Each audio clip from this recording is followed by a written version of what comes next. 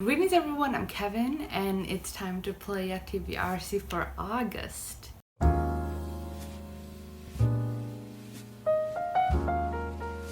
And as always, before we begin, let's go through the books that I got for July. So the first book that I got was for the prompt romance, and it was Finders Keepers by Anna Walker, and I did complete this. The second book was for the title prompt 49, which is number 49 on my want to read list on Goodreads, and I got The Husband's Secret by Liane Moriarty, and I did read this. The third book I got was another title prompt for the number 6, which landed on The Ship We Built by Lexi Bean.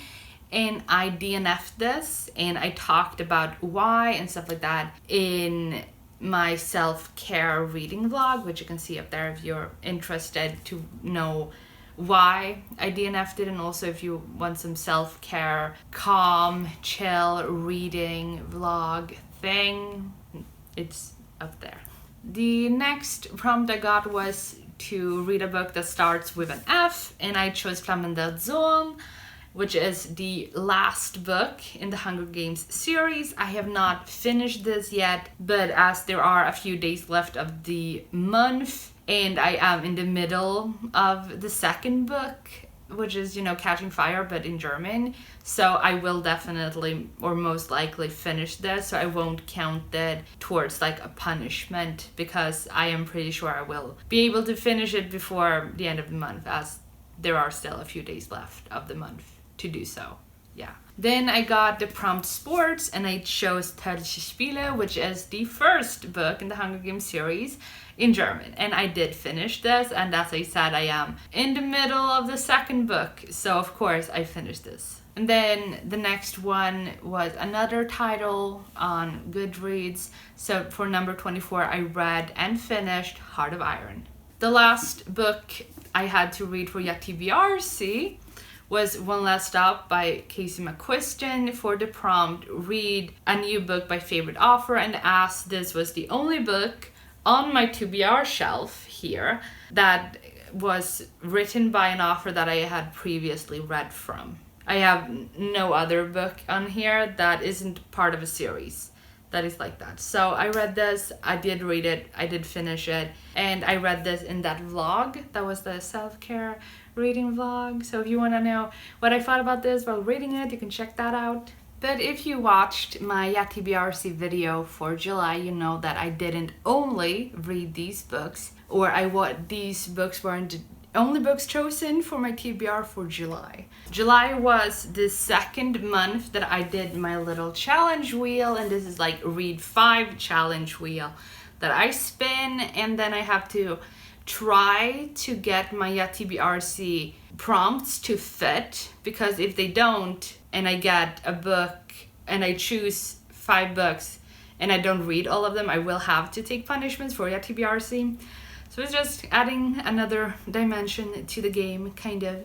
And for July, I landed on Through the Decades. And the whole thing with Through the Decades is that it's a challenge to read 1 book per decade in the 1900s, starting with 1900 and then 1910 and so on until 1990. And with read 5 as the challenges, I afford to land on the same challenge twice, because there are 10 prompts per challenge, at least 10.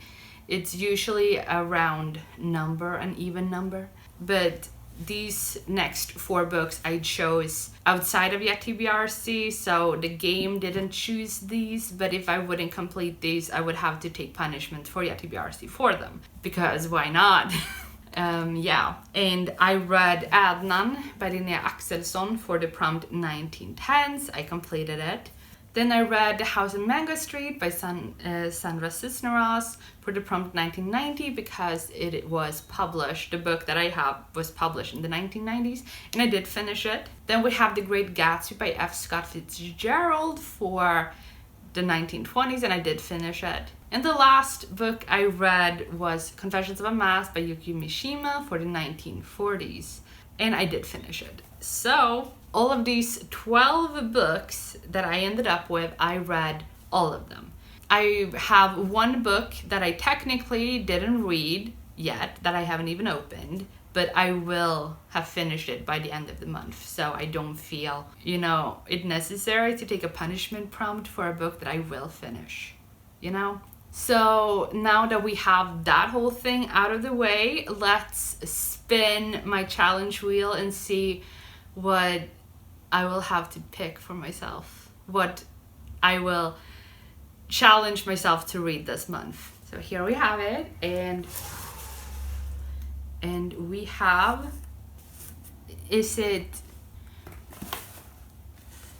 okay, it moved a little bit, but I think we landed on 48 hours. Oh my god, okay. So with 48 hours and also like 24 hours, I have both those challenges, but we landed on 48 hours, which means that I don't have a spreadsheet for 48 hours, and the read 5 challenge thing does not apply. So instead, for 48 hours and also for my 24 hours, it's read as many books as you can in that many hours.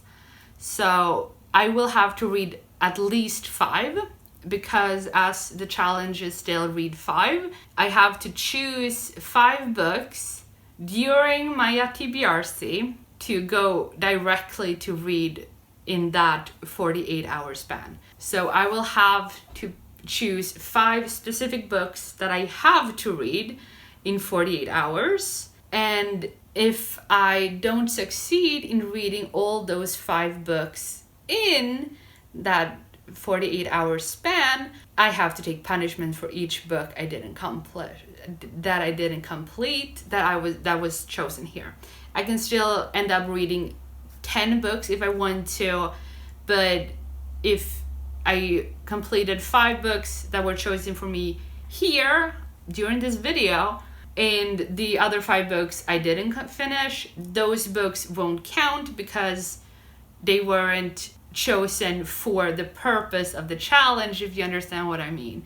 So that's kind of like how that works. And also, like with the whole challenge wheel thing, is that the monthly challenge is also the monthly vlog. So I have like a month specific vlog. So I've done Reading the Rainbow, which was me reading books based on the color on the covers. And then I did Through the Decades, which was my most recent. So there will be a vlog to hold me accountable for these 5 books that I will choose. And so if during that vlog that I won't finish all 5, then I have to take a punishment for the prompts I didn't finish. So there will be a vlog coming up of me reading for 48 hours. But then now that we have all of that out of the way, no punishments taken for any unread books, and we have also settled on what the monthly challenge would be. So let's start playing. Roll 1. Ooh, okay. I can keep the 6s and the 1s. But what do I need? I need 3s, 4s, and 5s. And a small straight, a big straight, full house. I think that's called full house, and chance. So I'm gonna keep the 6s and see what I can get. Whoops, this fell off, so I'm rolling it again. A 6. Okay, so I'm gonna roll both of these again. Like, I feel like if I roll this and get a 3, I would much rather roll both and take a chance. And 1 fell off, so I'm rolling this again. And he fell off again. I need to get better at this. Maybe that will help. And it's a 1. Okay, so I'm putting this on chance. So that will be 21 down here. And that's the first card for August. And it's a yellow card. And we get 1996. 1996, the year I was born. That's why I have a prompt that is specifically 1996. 1996. I don't know why I was very confused there for a second, but 1996, the year I was born. So that's why I have it as a prompt. And what this whole thing means, that I can either read a book that has 1,996 pages, chapters. It was published the year 1996. It takes place the year 1996, but it has to be 1996. And this would have been a lot easier if I wasn't on a book buying ban, because I have to go with the books that I have behind me, or what's available to me on Scribd. So what I'm gonna do is I'm gonna start browsing and checking when was each and every single book of these published, which I think all of them were published in the 2010s. So this is going to be very, very difficult. Okay, so we're in a bit of an issue because I couldn't find a single book published in 1996 on that specific year. No book I own is set in 1996. I have several books published 1986, just 10 years early, and I have a few books that were published 1997 and 1998 and 1999 and 1992, but not 1996. Like, what was wrong with that year? I have no book published that year, no book set that year. I can't find books published 1996 that I have access to on like Scribd or stuff like that. So it's like, okay, what am I supposed to do now? So then the question is, should I accept reading a book published 1997 because it's after 1996? Like, it's the closest you can get to 1996 without being before 1996. Because like, if I read a book for 1995, then 1996 is the future. So like, in my head, that just doesn't make sense. So that's the question. Should I allow myself to read a book published 1997, or should I use my skip to get a new prompt? I am going to use skip, meaning that if I get a card I don't want to read, I can skip it and take a new card. So I am using this because I can't find a book for the prompt, which is exactly like why that card exists. So I'm just going to shuffle my yellow cards.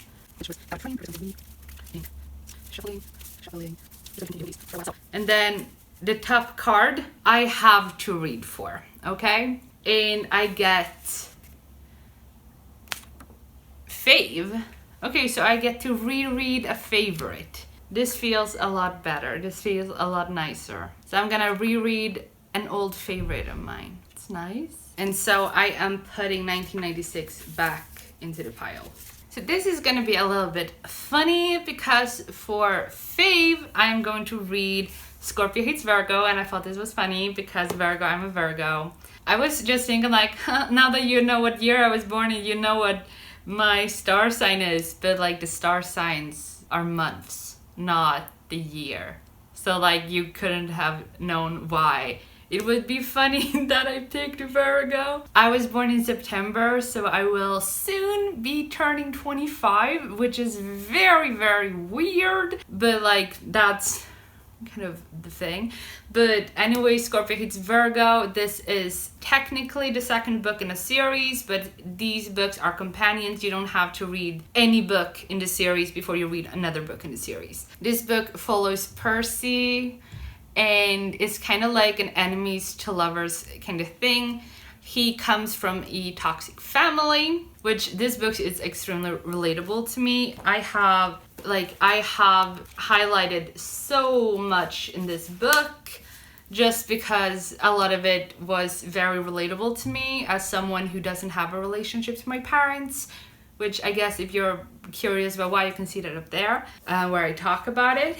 But he doesn't have a relationship to his parents at all. Like, his parents are not in this book at all. You never meet them, you don't know their names, you don't know anything about them. And he has an aunt who is absolutely fantastic and has been great to him, and she is dead before the book takes place, and he has inherited her house, which is on this cul-de-sac, and he is just trying to spend his summer packing up her things, dealing with the grief, and selling her house. That's kind of what he plans to do. And because he doesn't have anyone, like, he doesn't have family now that she's dead, there's just a lot of things that he's going through, losing the only family member who supported him. Also, he is gay, so he had like issues with that part as well with his family that his aunt was just completely supportive of, which I guess is another aspect to this that I relate to.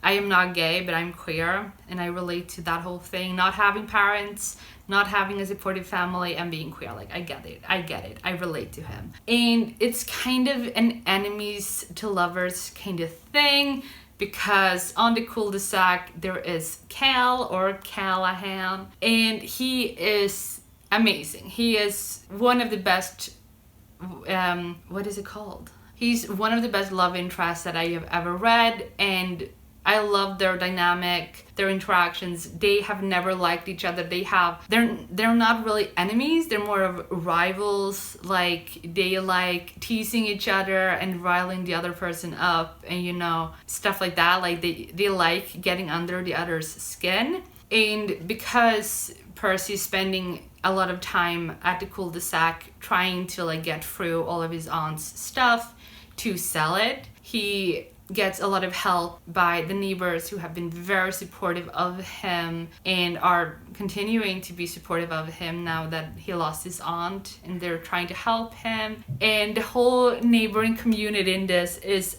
absolutely fantastic. Like, I love this book so much. So this is a book that I really look forward to reading. So this is the first book chosen for August. Second turn. What is it with the sixes? Okay, so I'm gonna aim for a full house again, so keeping the sixes and fives. Another six, so a 5. Yay! Okay, awesome. So that's a full house, and that would be 28. So that's 28 going in there. And 28 is the highest possible. So that is a red card. So we get a title, and we get number 10. Number 10, I got a full house. I always get excited when I get like titles because I got the highest possible amount on the game. So that's always very fun to do, to get. And as I explained earlier in this video, what the numbers mean, they correlate to a number on Goodreads, and number 10 is the infinite noise by Lauren Shippen. And I do not own this book, but it is available on Scribd, so I will be reading it on Scribd. So I'm gonna read this book as well. Third turn. Oh my god. Okay. I need 3s, 4s, and 5s. I don't need 6s anymore. Apart from if I want to do like, if I want to try for a big straight. I can try for a big straight. I mean, I have, or maybe not. Okay, I'm gonna aim for a 5. For 5s. So hopefully. Okay, that worked out good. And then last roll. And okay. Ooh. That is 20 for 5s. Yay. That's like the most common one for me, apparently. But that is a yellow card, because highest possible is 25 and highest possible is also Yahtzee. So I get fake dating. fake dating. So first I get 4 5s, which is my favorite number, and then I get one of my favorite tropes in romance, which is fake dating. I am not complaining, so this is going to be nice. And for fake dating, I'm going to read She Drives Me Crazy by Kelly Quinlan. And this is kind of like enemies to lovers, or enemies to fake dating to lovers. To friends to lovers, I guess. So we have like a basketball star and the head cheerleader, and they don't like each other, and all the head cheerleader wants to do is to get recognized as an athlete, because like cheerleading is hard. Like, I'm just amazed watching them do stuff. Like, that's like incredible, the gymnastics of it, like wow, you know. So she just wants to get recognition for being an athlete, and there is a minor car accident at a parking lot. So this girl is Scotty and this girl is Irene, and after this whole like car accident at the parking lot where one of their cars is broken and has to be repaired, and so they have to start carpooling.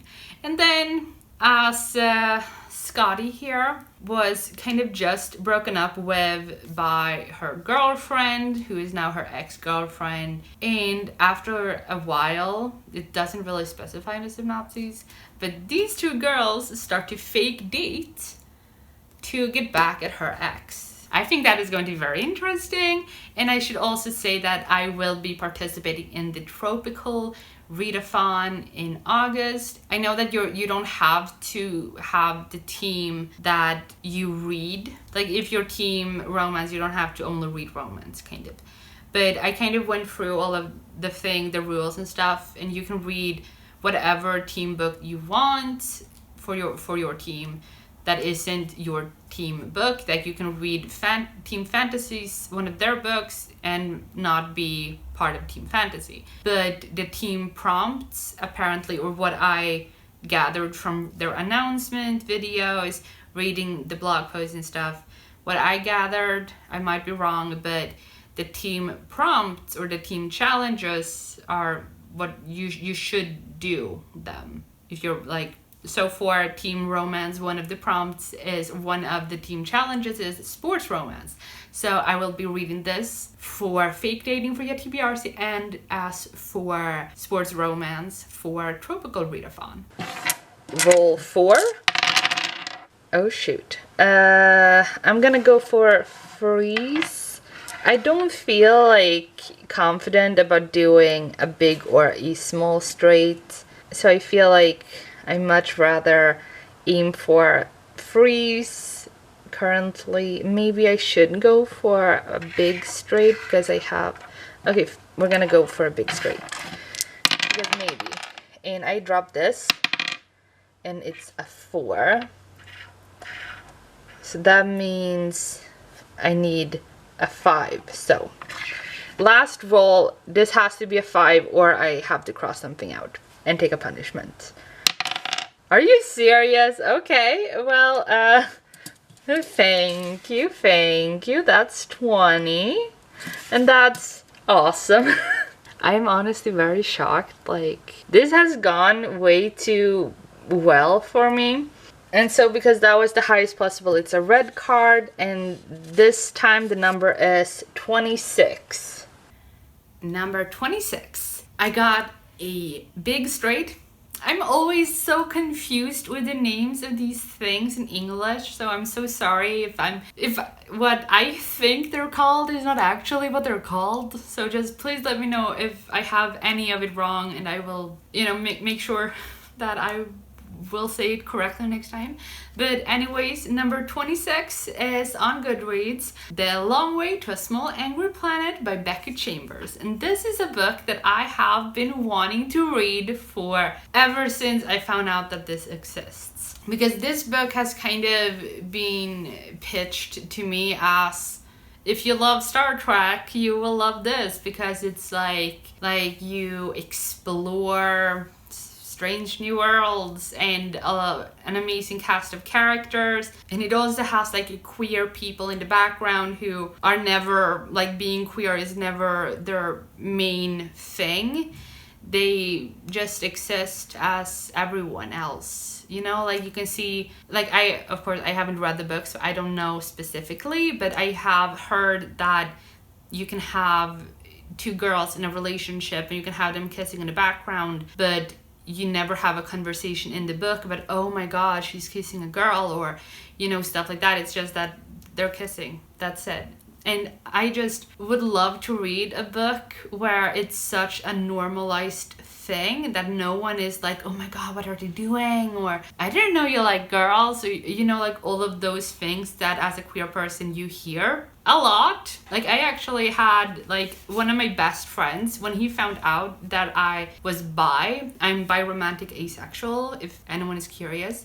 And when he found out that I was bi, he was like, I'm fine with it as long as you don't steal my girlfriend. And I was like, what did you just say? And it's just such a weird thing that it's still something that people have to react to. Like, I didn't say, hey, I'm bi. Like, I didn't come out that way. I just talked about me having an ex-girlfriend. So I don't think I ever told him that I was bi. I just said that I had, like, we were talking about something and I just mentioned my ex-girlfriend. And he was like, oh, well, I'm fine with it as long as you don't steal my girlfriend. And it's just like, you're trying to be supportive, but you're really not. Like, it also kind of goes into the whole stereotype that if you're bi, you cheat. And it's also like, no. So having, you know, a book where being queer isn't even being, you know, queer. Like, queer, it has to do with being not normal or not normalized. That's where queer comes from. And so that whole thing, like, having that in a science fiction book, which is like, science fiction will always be the genre that I will hold most dear to my heart. And to have that kind of representation where you exist and it's fine is so awesome. And so I'm really excited to reading The Long Way to a Small Angry Planet. I have no idea where I can read it. Like, I can use my Audible subscription to get it. Like, that is an unfortunate thing with living in a small town, because none of the books in my library is new. The majority of the books in my library, in my city library, are either murder mystery, because that's the most popular genre in all of Sweden and all of the Nordic as well.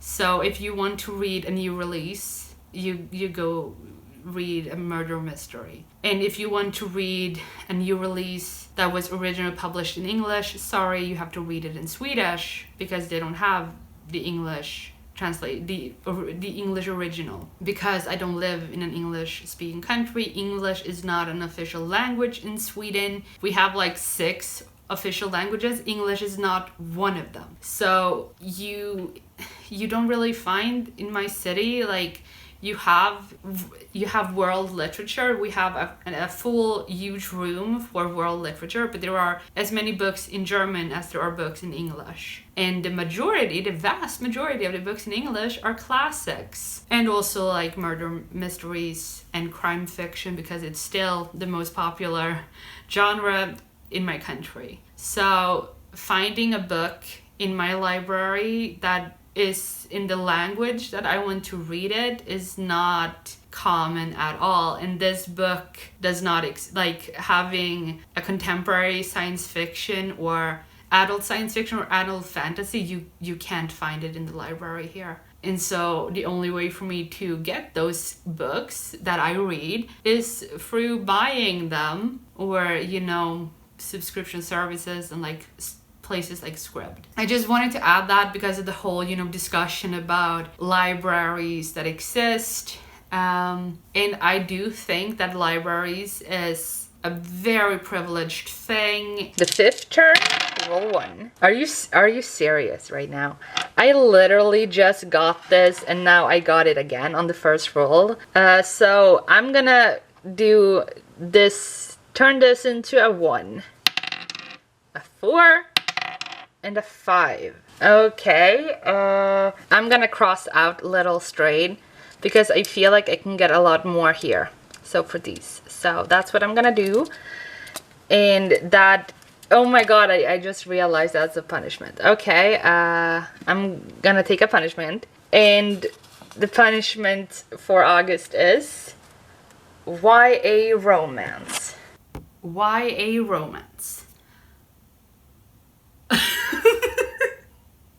I have to be completely honest, I spent the 5 minutes after taking this just sitting and wondering, like, this is a mistake. Like, obviously this should not be blue, it should be yellow, and I don't know how it ended up blue. And this is clearly wrong, because like if you've watched any of my videos, you know that I love YA romance. So like, how did YA romance end up being a punishment? How? I don't know. Like, I was very surprised by that and very confused. And so I felt like, should I just take a new card? Like, should I just say, I'm sorry, like, we all know that this is not a punishment, so should I just take a new card that is going to be a punishment? Or am I going to use my skip and change this? Like, what should I do? But then I ended up like, why would I use skip to switch out a prompt that I actually want to use? Like, why romance? Like, if this, I don't care that it ended up in the blue pile. Like, thank you, past me, for making these mistakes, because this means that I can get a punishment that is not actually in any way, shape, or form a punishment. You know, like, thank you, I guess. So for YA romance, I'm going to read The Gravity of Us by Phil Stamper.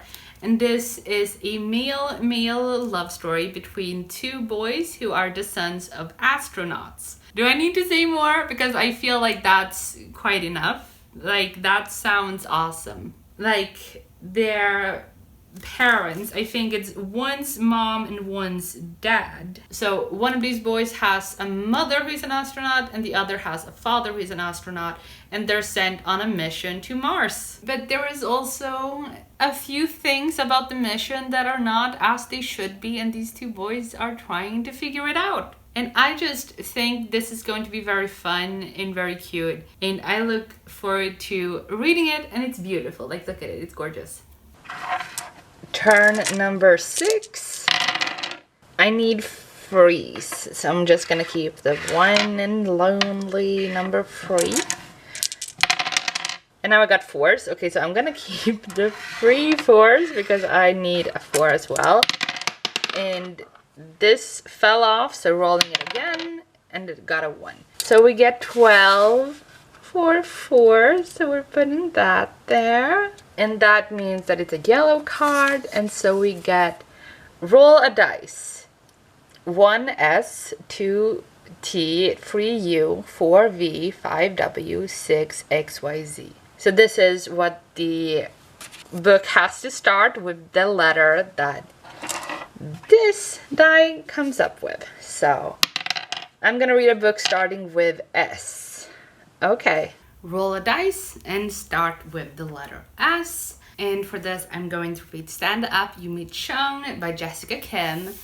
This is a middle grade about Yumi Chung, and she wants to be a stand-up comedian, hence the title. And the thing with Yumi Chung is the fact that she is a very shy girl, but she has this dream of being like stand-up comedian. She has a notebook filled with stand-up comedy of, you know, turning mortifying memories and turning them into comedy. So I think this is going to be kind of like a fun, quick read. It's kind of a multimedia because there are parts of this that is directly from the notebook, the journal that she has, and it's also like the text is larger because it's a middle grade. So I think this is going to be very fun. Last roll. And the only thing I need is a 3, which is not here. Okay. The second time it's not here either. I only need a 3. And I didn't get a 3 in a single. Okay, that means I have to cross out number 3. So that would be... So I don't get 50 points. for this. That's sad. Which is sad, like if I had gotten just 2 threes, I would have reached that minimum limit.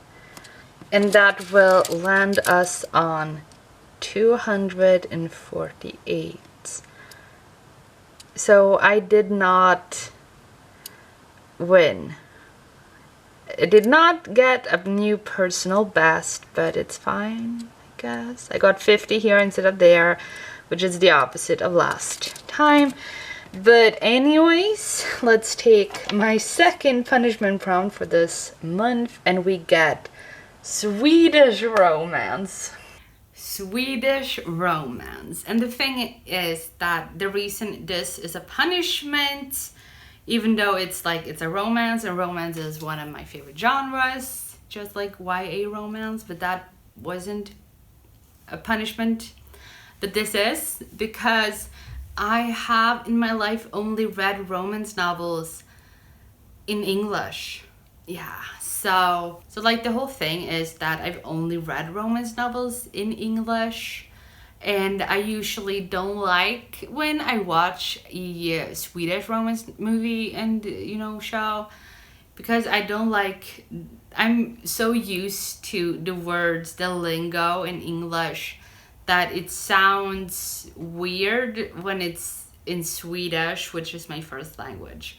And that's like the whole reason why I don't read romance in Swedish, because I don't think it sounds as good, mainly because I'm not used to it. And so for Swedish romance, I'm going to read En kväll I juni by Anna Lundqvist. And I don't own this book, but I am in a waiting list on my library for this book. I am on place 19, so we'll see if I will get to this book this month. Like, I'm on place 19 and there are free copies of the book, so it should work out fine. But if it doesn't, that's also fine. I can read. If I won't have access to this book for the first 15 months, then I'm just going to the library and I'm browsing the romance shelf and just picking a book. That's the plan. And so we have my 7 books chosen for YaTBRzy. So as I said earlier, I'm going to be participating in the Trope-ical Readathon, which is a month-long readathon. So it's take place during the entirety of August. And the Trope-ical Readathon has 13 common challenges, and then it has 2 team-specific challenges, and it also has team books, 2 books for each team, and 3 books for the mystery horror thriller team. And so the first book I'm going to be reading in the order is the team book, and I'm going to be reading XOXO by YaTBRzy. And this is a story about a girl who falls in love with a K-pop star who she doesn't know is a K-pop star, and she ends up going to this kind of music camp or something like that, and they end up meeting. She knows who he is, and because he is a K-pop band star, he is like part of a popular K-pop band, he is not allowed to date anyone. So it's kind of like forbidden second chance romance thing, and it's YA. So that is the team book that I will be reading, because the other team book I had already read not that long ago actually, and that book was The Worst Best Man by Mia Sosa, and I had already read that. So I'm reading XOXO for the team book, for team romance. I'm part of team romance because I was just looking through, the 13 common challenges are for everyone. You don't have to read your team's book. And so what I went for was the challenges, the team specific challenges. And that's how I chose what team to be in. And I'm doing a summer long book buying ban, which means that at the end of August, when I get my paycheck from returning to full-time work, I will be allowing myself to buy books again. But because I am doing a book buying ban, I am not I'm not getting new books to read. And so for the team challenges, the only challenge that I could actually accomplish myself without having to buy other books would be team romance. But after like team book, let's go into the common challenges. The first challenge is Absent Dead Parents, and for this I will be reading Every Heart a Doorway by Shauna Maguire. And I'm reading this because it's available on Scribd, and it was recommended on the Trope-ical Readathon website, the recommendations for each prompt. This book was recommended for absent and dead parents, and so because it's on Scribd, I'm gonna read it. Then I'm going to read Scorpio Hates Virgo as a reread, and as I'm also reading this for YaTBRzy, that works out fine. Then we have another book that was part of the Trope-ical Readathon's recommendations video, and this book I actually own, and it is The House in the Cerulean Sea. And I just noticed that it's blurred by Shauna Maguire, author of Every Heart a Doorway. I just thought that was kind of funny. And I know that there are a lot of issues with this book. The whole fact that TJ Klune was inspired to write this book by what was happening and what he found out happened to Indigenous children in the US and Canada, I think. And so because of that, I already own it, and it was on their recommendations list. I am, as I said, like I'm going to read the books that I already own. So I already own this, so I'm gonna read it for Found Family. It's the only book I own that fits this prompt, so I'm gonna read it. I am not going to read it during a vlog or anything, but I am still going to read it. The next common prompt is coming of age, and I'm reading Stand Up Jumi Chung for this because as a middle grade, and as it is a story about a girl who is very shy and she wants to kind of break out of her shell with comedy, I kind of consider it a coming of age story. And then we have another YaTBRzy pick, and it's The Long Way to a Small Angry Planet by Beckett Chambers. This will fulfill the alternate prompt over 500 pages, as this book is over 500 pages. The next prompt is Blast from the Past, and I will be reading En tysk mans historia by Sebastian Haffner. And this is kind of like a memoir by this man, and it literally means a German man's history. And it also, like, this is the difficult part with this title, is that it can mean a German man's history, but it can also mean a German man's story. Both work, as history means story and history. As Historia means both history and story. A German man's history, as in like his past, or a German man's story. And the thing is that the original title of this is Geschichte eines Deutschen, which also could mean a German man's history or ein German's story. So it's the same title. Yeah, so it's history or story. Anyways, I will be reading this from Blast from the Past, as this takes place in Germany from 1914 and on. So we will be between the World Wars and during World War II. And I am very scared of reading this book because it's not just Sebastian Haffner's story, it's also my grandpa's story. And I don't know if Sebastian Haffner is from the same region that my grandpa is from,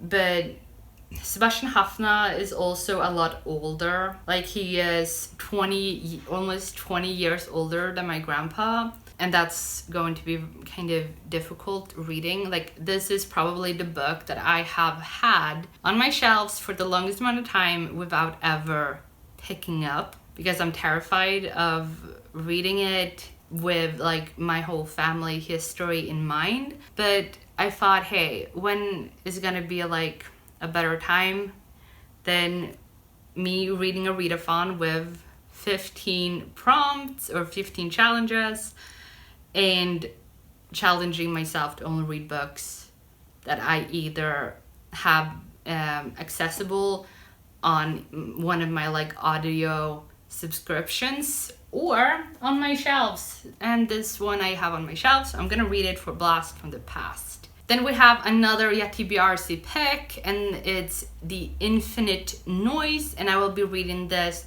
for the audiobook or ebook alternate prompt. As I do not own this book, but it's available on Scribd. I don't remember if it's available as an audiobook or ebook, but whatever it's available as, I will be reading it as one of the two, so audiobook or ebook. And the next common challenge I will be reading for the alternate prompt, which is Fire on Cover, and I will be reading Fireblood by Ellie Blake.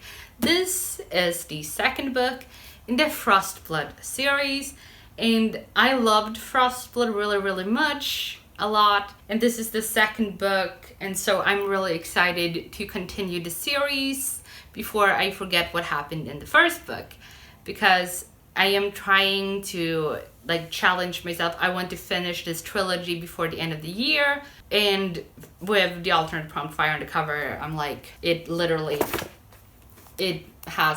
obviously has fire on it. So this is what I will be reading for the alternate prompt, Fire on the Cover. The next common challenge is historical figure, and I struggled with this a lot. I felt like maybe I can read En Tyskmans historia because it will include a lot of, because it's a real story, it will involve, Hitler, in he will be mentioned for sure. But then I felt like I'm not allowed to double up any of these prompts. And if I would take that book, then what book am I gonna take for Blast from the Past?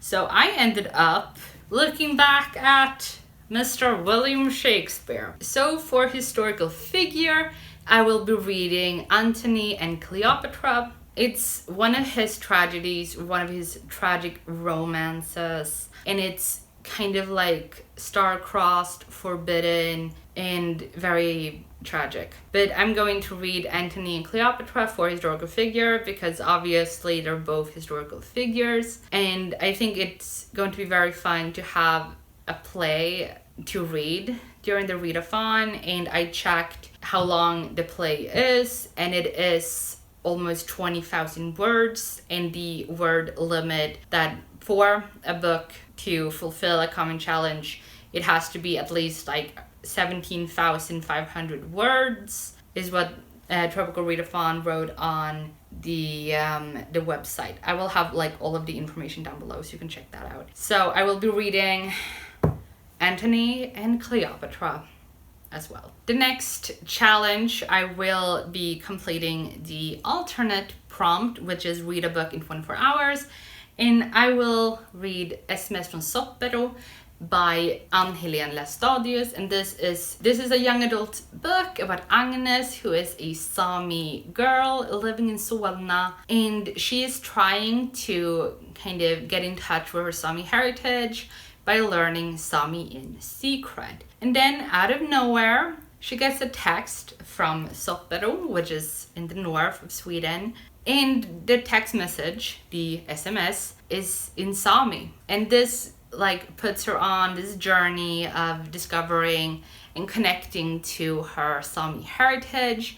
And for those of you who don't know, the Sami is one of the indigenous peoples in Sweden, Finland, and Norway, as well as part of Russia. And this book actually won the Nordic Museum's children's book competition in 2007 on the theme to be a young Sami today. So this I will be reading for a book to read in 24 hours because it is short.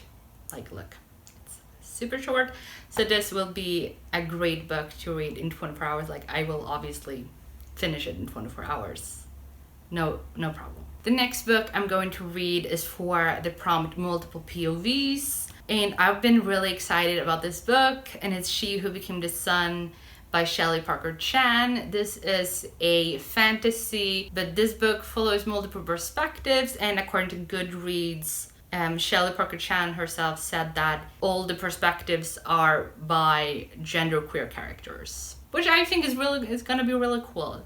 And this book is inspired by Chinese mythology, Chinese legends, as well as history. So this is the book I will be reading for Multiple POV. I was very excited when I saw that it was the team book for team fantasy, but I would have to choose between reading it for the team book or reading it for the prompt multiple POVs. And as I don't have another book that I can find to satisfy multiple POVs, I much rather left it on multiple POVs so it will satisfy a common challenge instead of another team's book, you know? The next challenge is New Kid in Town, and for that I will be reading The Gravity of Us, which I will also be reading for YaTBRzy, so that worked out great. The main character in this book, Cal, in the beginning he will leave his home in Brooklyn and go to Houston with his parents, and this also has to do with like parents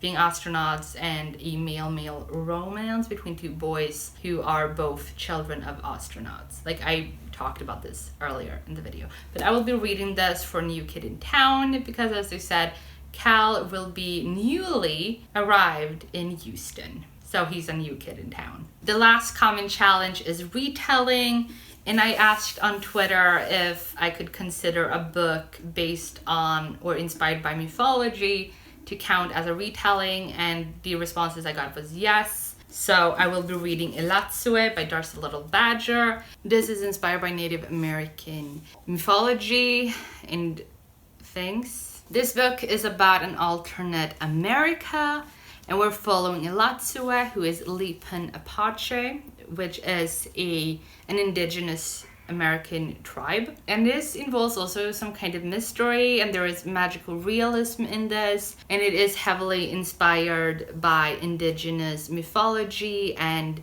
legends and things like that. So I will be reading this for retelling. I've only heard great things about this, so I am very excited to read this. Then we're moving on to the two team challenges. The first one is sports romance, and I will be reading She Drives Me Crazy by Kelly Quinlan, which works out great because I am reading this, you know, for YaTBRzy, and I want to have as much overlap as possible. So I will be reading this for YaTBRzy and for the Trope-ical Readathon. And the last book for my Trope-ical Readathon TBR is for the Team Challenge Second Chance Romance, and I will be reading En kväll i juni. This is about two Swedes, one man and a woman, and they meet at Gröna Lund, which is kind of an amusement park outside of Stockholm, or part of Stockholm, I guess you can say. So it's an amusement park in Stockholm. They meet there, they have kind of like a summer fling, and then fast forward, they meet again because our heroine is like at this famous Swedish woman's mansion, and whoopsala bam, the guy that she had a fling with a few years before, he's there. And yeah, so that is kind of what that book is, and it's a new release, so it was very recently published actually. Then we're on to the last part of this video, which is the monthly challenge, which is also the only thing here that I will be reading for a vlog. So the 5 books that I will be reading in 48 hours, or that I will attempt to read in 48 hours. So for my 48-hour challenge, I will be reading The Gravity of Us, She Drives Me Crazy,